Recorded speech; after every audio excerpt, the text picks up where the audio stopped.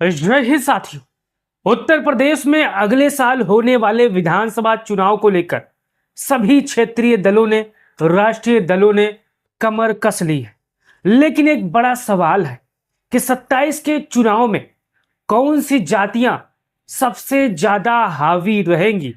अगर ये जातियां थोड़ा सा भी स्विंग हुई, थोड़ा सा भी घूमी, तो वर्तमान सत्ता की हालत खराब हो सकती है।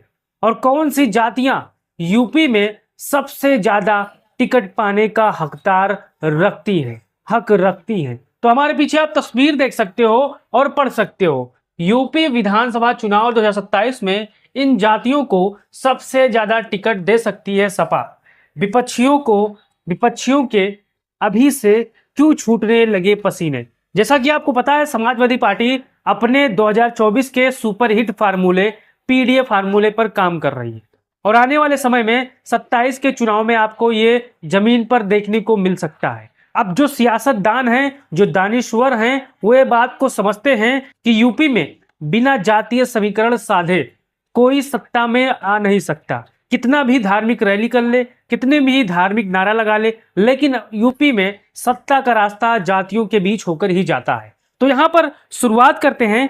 तो ये वो जातियां हैं जो 2027 के विधानसभा चुनाव में अगर जरा सा भी स्विंग हुए, घूमे, तो यूपी में जिसकी सत्ता है उसका सिंहासन डोल सकता है। तो उन जातियों के बारे में आज हम प्रमुखता के साथ जानेंगे। अब यहाँ पर देख सकते हो, सबसे प्रभावशाली स्विंग समूह में माने जाते हैं ये वो जातियां हैं जो जिनके बारे में आपको बताने वाला हूं। ये अगर थोड़ा सा घूमे तो लगभग 100 से 150 सीटों पर वारा न्यारा कर सकते हैं। अब यहाँ देखिए, गैर यादव ओबीसी सबसे निर्णायक भूमिका में होते हैं, जैसे कुर्मी हुए, मौर्य, कुशवाहा, साक, सैनी, लोध हुए, निषाद, कश्यप, बिंद मल्ला हुए, राजभर हुए, गुर्जर हुए, प्रजापति आदि हुए। ये वर्ग अक्सर 50 से 100 सीटों का रुख बदलने के अपने दम पर क्षमता रखते हैं। अगर एक एक विधानसभा सीट की माने तो ये अच्छी खासी इनकी आबादी है। अगर ये चाहें तो वहां पर जीतने और हारने का खाई भी पाट सकते हैं, अगर यहां पर इनको सम्मान सहित टिकट दिया गया तो। अगर आप भी कुर्मी हो, मौर्य, कुशवाहा, शाक, सैनी हो, लोध, निषाद, कश्यप, बिंद मल्ला हो या राजभर, गुर्जर, प्रजापति हो, तो आप बताओ, क्या आपके जो जाति के लोग हैं क्या 27 के विधानसभा चुनाव में क्या भारतीय जनता पार्टी को सबक सिखाएंगे, ये भी बता दीजिएगा। अब देखिए, दूसरी जातियां दलित है।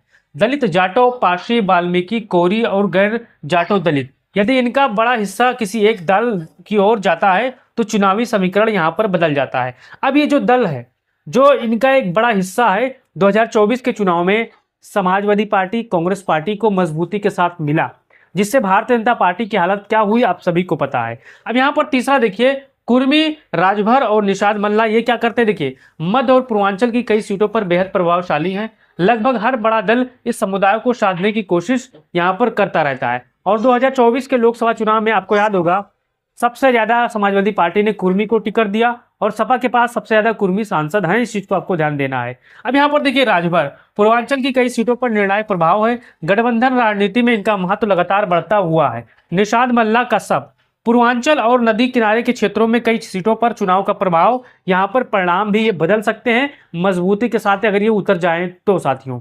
अब यहाँ पर आगे देखिए, ब्राह्मण और ठाकुर, ये दो जो जातियां हैं ये किस तरह काम करते हैं ये भी आप देख लीजिए। अब यहाँ पर हमारे जितने भी साथी हैं, लगभग पूरे प्रदेश में इनका पूरा प्रभाव है।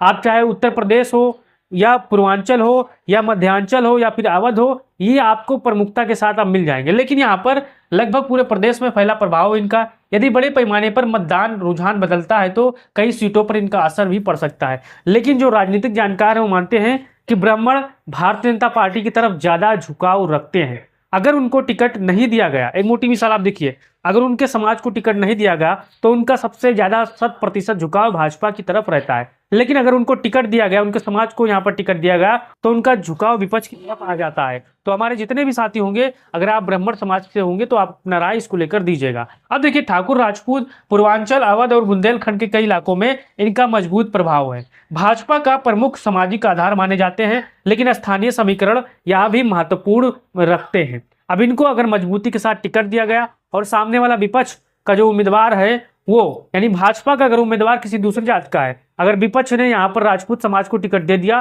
तो यहाँ पर विपक्ष को मजबूती यहाँ पर मिल सकती है उस सीट पर जहां पर राजपूत वोटरों की संख्या ज्यादा है। अब यहाँ पर आगे देखिए, राजनीतिक विश्लेषणों के अनुसार 27 में सबसे ज्यादा निर्णायक कौन सी जातियां होंगी, यानी सबसे ज्यादा 27 के चुनाव में आपको सबसे ज्यादा महत्वपूर्ण और मजबूत कौन सी जातियां आपको देखने को मिल सकती हैं। अब यहां पर देखिए, गैर यादव ओबीसी सबसे महत्वपूर्ण होंगे क्योंकि सबकी नजर इन पर होंगी, गैर जाटो दलित इन पर भी सबसे मजबूत नजर होंगी, और कुर्मी, राजभर और निषाद समाज के लोग काफी मजबूती के साथ यहाँ पर इन पर जो राजनीतिक दल हैं डोरा डालने की कोशिश करेंगी। लेकिन आज जो आप लोग रुके हो जिसके खातिर, मैं आप उसके बारे में बताने वाला हूं। अब यहाँ पर आप देख सकते हो अनुमानित आंकड़ा ये टिकट दे सकती है सपा।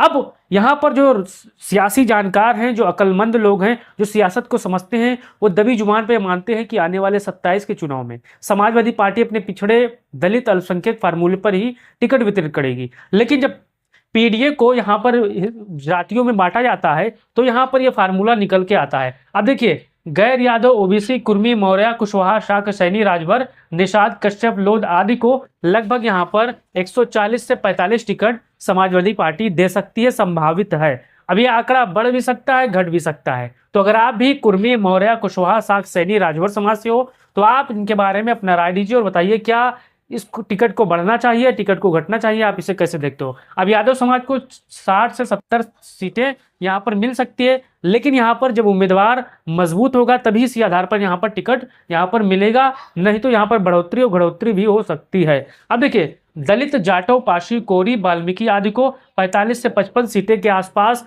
मिल सकती है और इससे ज्यादा भी हो सकती है, इस चीज को आपको समझना है। अब मुस्लिम को 40 से 50 सीटें मिल सकती है, लेकिन यहाँ पर डिपेंड करेगा कि जो उम्मीदवार है वहां पर कैसी फाइट करता है। अभी संख्या बढ़ेगी, इस चीज को आपको ध्यान देना है। ब्राह्मण को 20 से 25 टिकट समाजवादी पार्टी यहां पर दे सकती है और ठाकुर राजपूत को 15 से 20 सीटें यहां पर मिल सकती है। जाट को 10 से 15 और वैश्य, कायस्थ, भूमिहार, अन्य को लगभग 30 से 45 सीटें समाजवादी पार्टी यहां पर चुनाव लड़ने के लिए दे सकती है। तो अगर आप भी यूपी की सियासत में दिलचस्पी रखते हो, अगर आप भी चाहे मुस्लिम हो, ब्राह्मण हो, ठाकुर हो, राजपूत हो, जाट हो, दलित हो, वाल्मीकि हो, राजभर हो, भूमिहार हो या किसी अन्य जाति से ताल्लुक रखते हो, तो आप बताओ क्या इस बार 27 में जातियां सियासी फैसला करने वाली हैं।